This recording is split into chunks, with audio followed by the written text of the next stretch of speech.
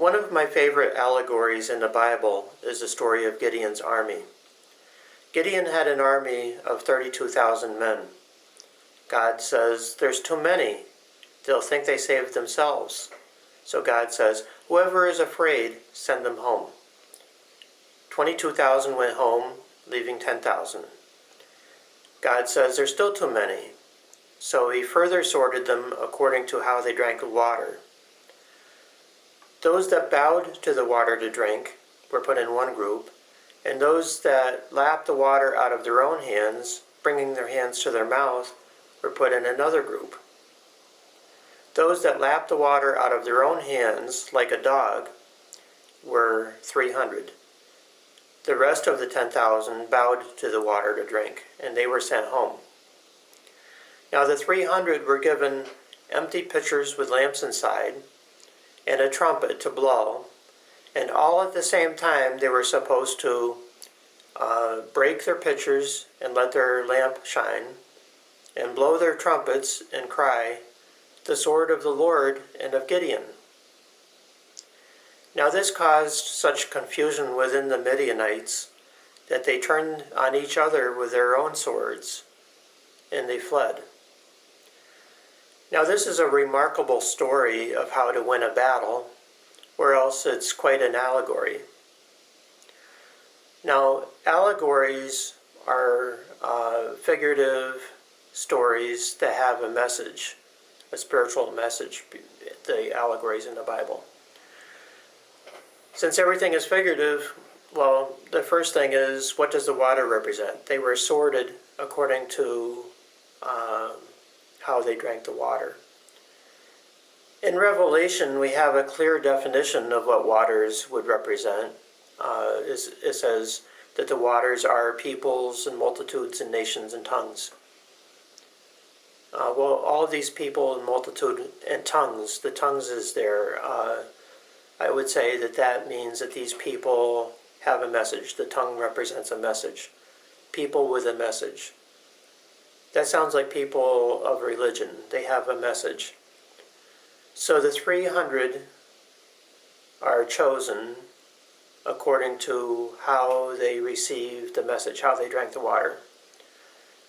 Those that lapped the water out of their own hand, I believe, are taking the message into their own hands, analyzing it, and understanding it, and even deciding what's good and what's not good. And the message becomes part of them. They're the ones that are chosen to do this job. The ones that bowed to the waters to drink, I think that means it's like a form of worship, worshiping the message, worshiping those that gave the message, perhaps.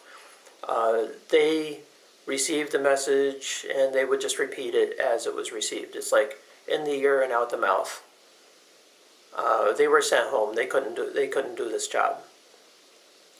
Now, the 300 again were given pitchers, empty pitchers with lamps inside, and trumpets to blow. These would be figurative. The pitcher is made by a potter. God is the potter. We are the clay. And when the potter makes the pitcher, it starts out being an empty pitcher. There's nothing inside. Men put things inside of the pitcher. So since these things are empty, when they're first made by God, and I think that means taught by God, through lapping the water out of their own hands, they're being taught by God. The trumpet would represent the message. The message that they received by lapping the water out of their own hands. They're an empty vessel with a spiritual light, and they have a message. The message, when they blow the trumpets, they're proclaiming the message. Now, all at the same time, they do this. They let their lights shine by breaking the pitchers, exposing the lamp, and they blow their trumpets, which is proclaiming the message. And they cry, "The sword of the Lord and of Gideon."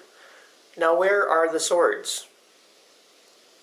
They have the lamp in their left hand and the trumpet in their right hand. Where do they have their swords? They cry the sword of the Lord and of Gideon. Well, in the Bible, swords represent words. The sword of the Lord would be God's word. Other swords, like the Midianites' swords, would be their words. So when they cry the sword of the Lord and of Gideon, it's really what they are, when they're blowing the trumpets, are proclaiming the message and proclaiming this is God's word, the sword of the Lord. And it's Gideon's word too. Gideon's word and his army's word is God's word. They have God's message. Now, this message is new to these Midianites, or whoever they represent. It's new to them, and they need to deal with this message. In dealing with the message, they use their swords or their words against each other. They're not in agreement with each other concerning Gideon's message. Now, they end up fleeing, and Gideon wins the battle. Just by using God's word, not literal swords. And the Midianites didn't use literal swords against each other, and they fled. Now, there's a part of the story I skipped, and it's because it makes more sense now. After the 300 were chosen, and before they went to break their pitchers and let their light shine and blow their trumpets and all, in between there, as a test, they went to see what the Midianites would say. Gideon and his servant went down to listen and to hear what the Midianites would say. They heard one of the Midianites telling another a dream, and the other interpreted the dream. Well, the dream was that a cake of barley bread rolled down the hill and into a tent and overturned it. And the interpretation was that this cake of bread, of barley bread, was nothing but the sword of Gideon. The sword of Gideon overturning this tent. The tent would be, it would represent, it's like a house, a small house, a group of people. To me, what makes sense is that Gideon and the servant went to get into a discussion with a small group of people, not all of the Midianites, but let's try this message on a small group of people. And the message held up. The tent was overturned. Gideon won the debate, let's say, the discussion. And Gideon was encouraged because he won this first battle, this test. He went down to try out the message, and it worked. So that he had the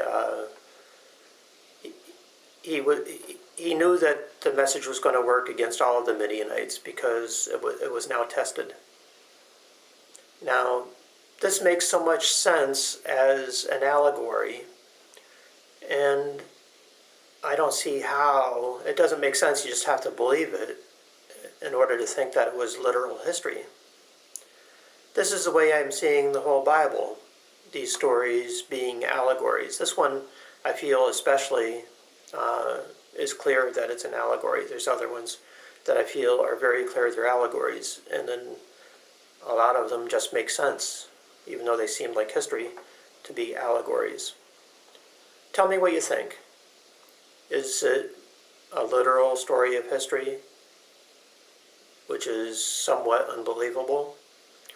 Or is it a prophetic allegory that makes so much sense? And it's basically telling us how we should drink the water, how we should receive the message, that we shouldn't just worship the message as it is given. We should take it in our own hands and drink it.